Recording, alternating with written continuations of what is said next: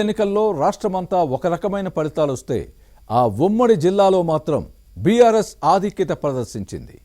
ఇప్పుడే కాదు, గత అసెంబ్లీ ఎన్నికల్లోనూ ఇదే హవా కనిపించింది. అందుకు కారణం ఆ కీలక నేతే. ఏ ఎన్నికైనా గెలుపు బాధ్యతల్ని భుజాలపై వేసుకొని పార్టీని ముందుండి నడిపిస్తారు. ప్రత్యర్థులకు అంతు చెక్కని వ్యూహంతో పార్టీని విజయ తీరాలకు చేర్చడంలో ఆ నేతది ప్రత్యేకమైన శైలి. ఇంతకీ ఎవరా నేత, ఏదా ఉమ్మడి జిల్లా, అక్కడ బీఆర్ఎస్కు వచ్చిన భిన్నమైన ఫలితాలపై ఇన్సైడ్ స్టోరీ.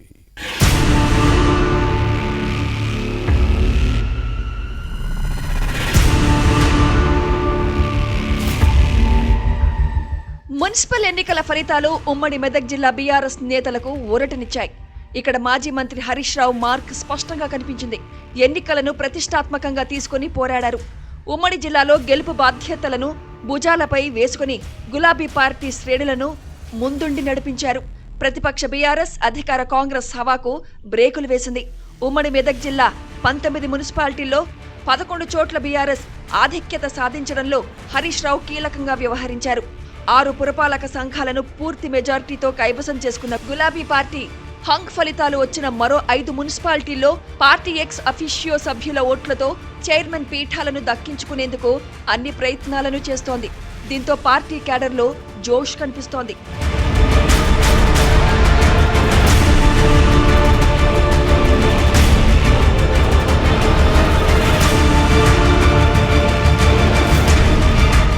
పటాన్చేరు నియోజకవర్గంతో బీఆర్ఎస్ స్పష్టమైన ఆధిక్యాన్ని చాటుకుంది. ఇంద్రేశం, జిన్నారం, గడ్డిపోతారం, గుమ్మడిదల, ఇస్నాపూర్ మున్సిపాలిటీలను కారు పార్టీ కైవసం చేసుకుంది. జహీరాబాద్లోనూ కాంగ్రెస్ కంటే ఒక సీటు ఎక్కువగానే గెలుచుకుంది. మెదక్ జిల్లా తూప్రాన్, మెదక్ పురపాలక సంఘాలతో పాటు సిద్దిపేట జిల్లా దుబ్బాక, గజ్వేల్, చేర్యాలలోనూ గులాబీ పార్టీకి మెజార్టీ సీట్లు వచ్చాయి. నర్సాపూర్లోనూ కాంగ్రెస్కు ధీటుగా వార్డుల్లో గెలిచింది. ఇదంతా హరీష్ రావు ప్రచారం, వ్యూహరచనతోనే సాధ్యమైందని భావిస్తున్నారు. గత అసెంబ్లీ ఎన్నికల్లోనూ రాష్ట్రమంతా హస్తంగాలి వీచినా ఉమ్మడి మెదక్ జిల్లాలో మాత్రం కారు జోరు కనిపించింది. 10 అసెంబ్లీ స్థానాల్లో 7 చోట్ల గులాబీ పార్టీ గెలిచింది. ఈ అనూహ్య ఫలితాల వెనుక మంత్రాంగం నడిపింది మాత్రం బీఆర్ఎస్ ట్రబుల్ షూటర్ హరీష్ రావే అన్నది నిర్వివాదాంశం. ఉమ్మడి జిల్లాలో బీఆర్ఎస్ కు పెద్ద దిక్కుగా వ్యవహరిస్తున్న మాజీ మంత్రి తరచూ 10 నియోజకవర్గాల్లో పర్యటిస్తున్నారు. పార్టీ నేతలను, కార్యకర్తలను సమన్వయం చేసుకుంటూ ఎప్పటికప్పుడు పరిస్థితిని చక్కదిద్దుతూ వస్తున్నారు. ఉద్యమ కాలం నుంచి పార్టీకి పెట్టని కోటగా ఉమ్మడి మెదక్ను తీర్చిదిద్ది ఆ పట్టు సడలకుండా చూడ్డంలో ఈ నేత అన్నీ తానై వ్యవహరిస్తున్నారు.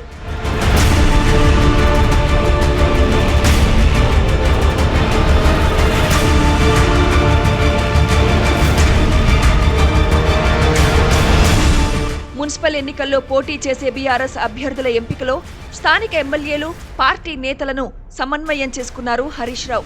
నామినేషన్లు వేసిన బీఆర్ఎస్ రెబల్స్ ను బుజ్జగించి ఉపసంహరించుకునేలా చేయడంలో కీలక పాత్ర పోషించారు. ప్రచారంలో ఇతర పక్షాలకు భిన్నంగా రచ్చబండ కార్యక్రమాలను నిర్వహించి మహిళలతో మమేకమయ్యారు. పెన్షన్ల పెంపు, మహిళలకు ఆర్థిక సహాయమేది అని కాంగ్రెస్ ప్రభుత్వాన్ని నిలదీశారు.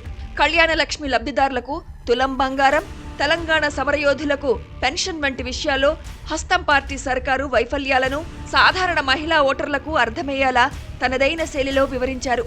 సుడిగాలి ప్రచారం చేశారు. సంగారెడ్డి జిల్లాలో ఒకే రోజు 15 రోడ్ కార్నర్ మీటింగ్లు నిర్వహించి బీఆర్ఎస్ శ్రేణుల్లో ఉత్సాహం నింపారు. ఉమ్మడి జిల్లాలో 6 రోజుల పాటు ఎన్నికల ప్రచారం చేసిన మాజీ మంత్రి 40 చోట్ల సభలు, రోడ్ కార్నర్ మీటింగ్స్తో బీఆర్ఎస్ అభ్యర్థుల్లో జోష్ నింపారు. ఈ రోడ్ షోల్లో వాడివేడి విమర్శలతో ప్రత్యర్థులను టార్గెట్ చేశారు.